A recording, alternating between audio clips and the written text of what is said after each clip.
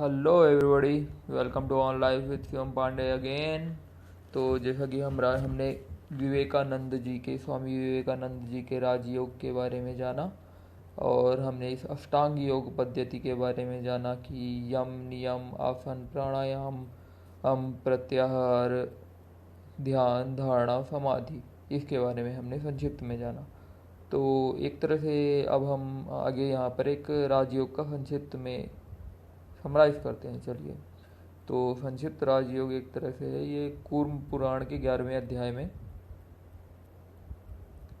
में वर्णित है। तो जो भी है, तो हमें योग का अभ्यास करना है प्रतिदिन। एक, दो या तीन बार हम कर सकते हैं। जैसे कि हम सुबह टाइम कर लें, सुबह, दोपहर और संध्या के समय 3 बार, या फिर सारे समय ही इसका अभ्यास, महायोग का अभ्यास करना। महायोग का अभ्यास करना जैसे कि स्वयं को और सारे जगत को ईश्वर के रूप में देखना, ये तो हम हमेशा ही कर सकते हैं। मतलब सारे संसार में, सभी में परमात्मा की छवि को देखना, और स्वयं में भी। वो कहते हैं कि मतलब इसका मतलब ये नहीं है कि आप खुद को घमंड से भर करके देखने लगे। मतलब अगर आप खुद को ही ईश्वर समझ रहे हैं तो आप सबको भी ईश्वर ही समझिए, क्योंकि आप भी उस परमात्मा के ही अंश हैं। और दूसरा होता है अभाव योग। अभाव योग में क्या होता है कि शून्य व गुण रहित रूप चिंतन करते हैं। मतलब परमात्मा एक शून्य है, शून्य की तरह है। तो हालांकि ये बहुत कठिन होगा, तो महायोग जो है वो ज़्यादा सरल होगा। मतलब आनंदपूर्ण ब्रह्म का पवित्र आत्म चिंतन करना, स्वयं में भी और सभी में। और उसके बाद जैसे जो यम नियम थे, तो यम का मतलब क्या होता है, जो अहिंसा, सत्य, अस्तेय, ब्रह्मचर्य और अपरिग्रह। मतलब किसी भी प्राणी को कष्ट नहीं देना, किसी भी प्राणी को। मतलब यहाँ मैं ह्यूमैनिटेरियन ओनली अप्रोच नहीं लगा रहा हूँ कि ओनली फिलेंथ्रोपिस्ट, केवल ह्यूमन्स ही नहीं, सभी प्राणी होते हैं। एक छोटी सी चींटी भी है, या जो कुछ भी है। हालांकि मच्छर ज़्यादा हो गए हैं तो आप उन्हें मार सकते हैं, वो अलग बात है। पर किसी प्राणी को क्लेश नहीं देना है, कष्ट नहीं देना है। गाय हो गए, कुत्ते हो गए, बकरी हो गई, कुछ भी हो गए। तो इसीलिए बाकी मुद्दों में नहीं जाना है कि हम गाय को हिंदू और बकरी को मुसलमान बना रहे हैं, और भेड़ को क्राइस्ट बना रहे हैं, क्रिश्चियन। ऐसा कुछ नहीं बनाना है हमें। मतलब इंसानों के अलावा जानवरों से भी आप प्रेम करिए, पेड़ पौधों से भी आपको प्रेम करना है। प्रेम करने का मतलब ये नहीं है कि आप जाके उनको गले लगें, पेड़ पौधों की आई लव यू बोलें। बात यह है कि आप उनकी केयर करें, आप उनको फालतू में हानि ना पहुंचाएं। आप रोड में चलते हुए थूकें नहीं, समझ रहे होंगे आप। और उसके अलावा चोरी नहीं करना, ये सब चीज़ें तो सभी जानते हैं। पर चोरी नहीं करना जानते हैं, पर कई बार हम चोरी करते हैं, छोटे से फायदे के लिए हो गया, या झूठ बोलना हो गया किसी से। और अस्तेय हो गया। अस्तेय का मतलब किसी से कुछ भी नहीं लेना, आवश्यकता से अधिक चीज़ें संग्रह नहीं करना, परिग्रह, दूसरों से उपग्रह, उपहार आदि नहीं ग्रहण करना। क्योंकि ग्रहण करने से लेने वाला हीन हो जाता है और अपवित्र हो जाता है, उसका हृदय एक तरह से गुलाम हो जाता है। कहते हैं कि दूसरों के कपड़े भी नहीं पहनने चाहिए, इसलिए बिना धुले कपड़े तो नहीं पहनने चाहिए, क्योंकि उनमें उनकी जो वाइब्स रहती हैं वो आपके ऊपर हावी हो जाती हैं। अब यम नियम, अब नियमों में क्या होता है, नियमों में यही है कि नियमित अभ्यास करना है। एक ही समय में एक ही स्थान पर हो सके तो अभ्यास करें आप साधना का। व्रत का पालन करें, बहुत ज़्यादा खाना भोजन नहीं करना है, बहुत कम भी नहीं करना है। अध्ययन, स्वाध्याय, संतोष रखना है, और मन ही मन जप करना है अर्थ के साथ। ईश्वर की ओर अपना स्वयं का समर्पण, आपका जीवन समर्पित होना चाहिए। अंतः और बाह्य शौच, शौच मतलब सेफ्टी, मतलब एक तरह से क्लीनलीनेस। आपके मन में भी क्लीनलीनेस होनी चाहिए, और शरीर में भी। आपको नहाना है, हो सके तो दिन में 2 बार नहाइए, एक बार सुबह और एक बार शाम को। और उसके बाद है यम, नियम के बाद है आसन। आपका आसन सीधा, मेरुदंड को सीधा रख के बैठना है, स्वच्छंद, एक ही स्थान पर प्रैक्टिस करनी है। प्राणायाम, प्राणायाम में तो जैसा कि हमने बताया, पूरक, रेचक, कुंभक, या पूरक, कुंभक, रेचक। मतलब सांस को अंदर लेना, फिर अंदर ही रोकना, फिर छोड़ना।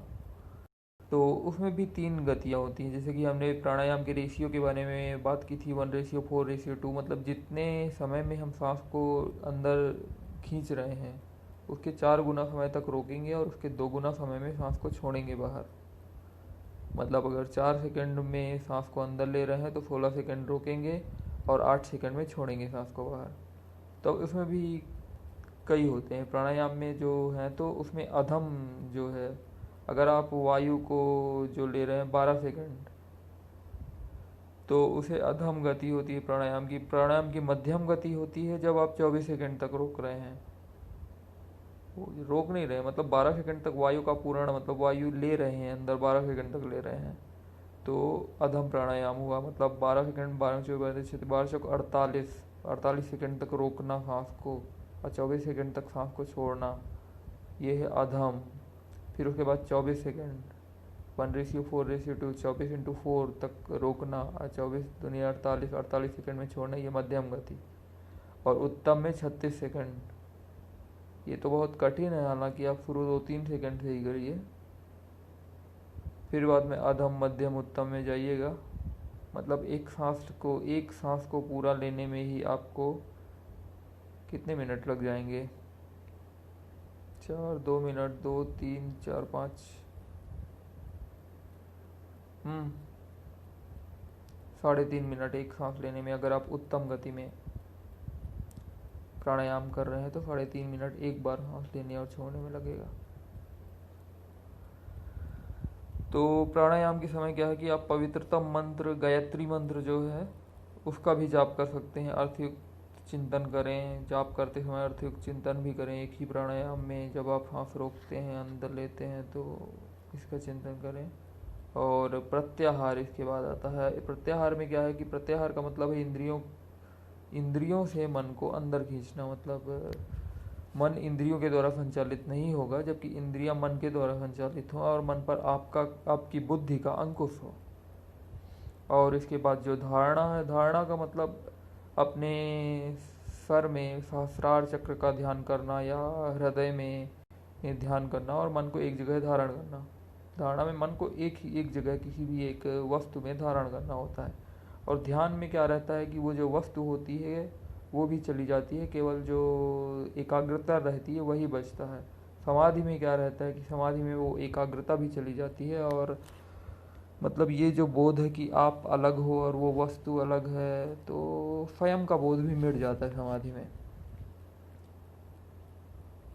तो धारणा कब सिद्ध होती है? धारणा तब सिद्ध होती है कि अगर 12 सेकंड तक एक ही वस्तु में 12 सेकंड तक आपका ध्यान लगा रहा, धारण रहा एक ही स्थान पर, तो उसे धारणा बोलते हैं। अब इसका 12 गुना, अगर वो 12 सेकंड के 12 गुना मतलब 144 सेकंड तक आप उसी एक ही वस्तु में ध्यान मग्न रहे तो आपका ध्यान सिद्ध हो गया। फिर उसका 12 गुना हुआ, मतलब लगभग आधे घंटे के अप्रोक्सीमेटली आपका एक ही चीज़ में अगर ध्यान है तो फिर आप समाधि की ओर प्रस्थान कर रहे हैं।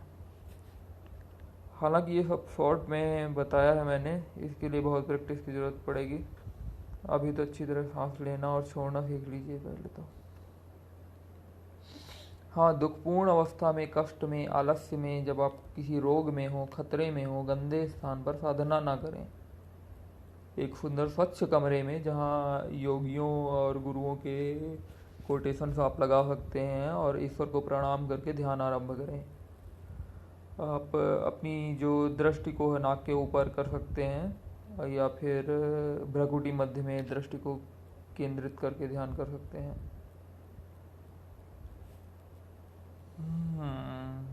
ध्यान एक तरह से जो इसका मूल है, जैसे कि मस्तक में एक कमल है, उसका मध्य भाग है जो धर्म, और जो उस कमल का बीज कोश है वो है वैराग्य, मुक्ति, और जो उसकी कमल के फूल की जो पंखुड़ियाँ हैं वो हैं सिद्धियाँ, 8 सिद्धियाँ, और जो उसकी नाल है वो ज्ञान है। तो इसीलिए पंखुड़ियों को छोड़ करके जो बीज कोश है मुक्ति की ओर हमें ध्यान देना है। और प्रैक्टिस के समय हम ओम शब्द का उच्चारण भी कर सकते हैं।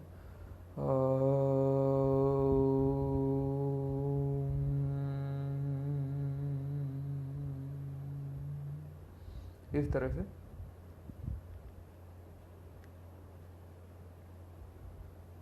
और जब आप साधना उतरें तो इस तरह उतरें साधना में कि कई जन्म भी लग जाएं तो भी आप साधना के लिए तैयार रहेंगे। यही है आत्म साक्षात्कार या परमात्मा साक्षात्कार का जो लक्ष्य लेकर के आप चले हैं। तो ऐसी दृढ़ इच्छा शक्ति होनी चाहिए। ये नहीं कि कितने दिनों में, इतना ज़्यादा उतावलापन अच्छा नहीं है।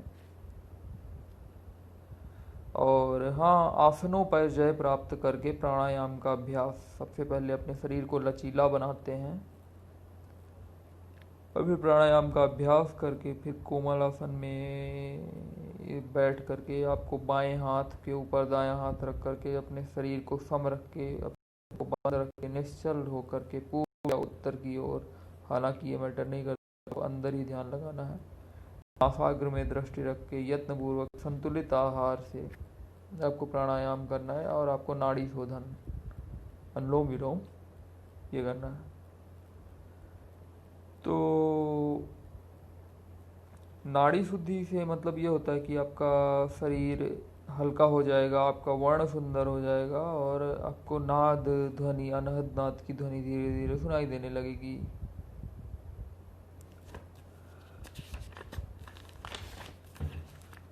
और प्राणायाम से आपके शरीर के सारे दोष दूर हो जाएंगे।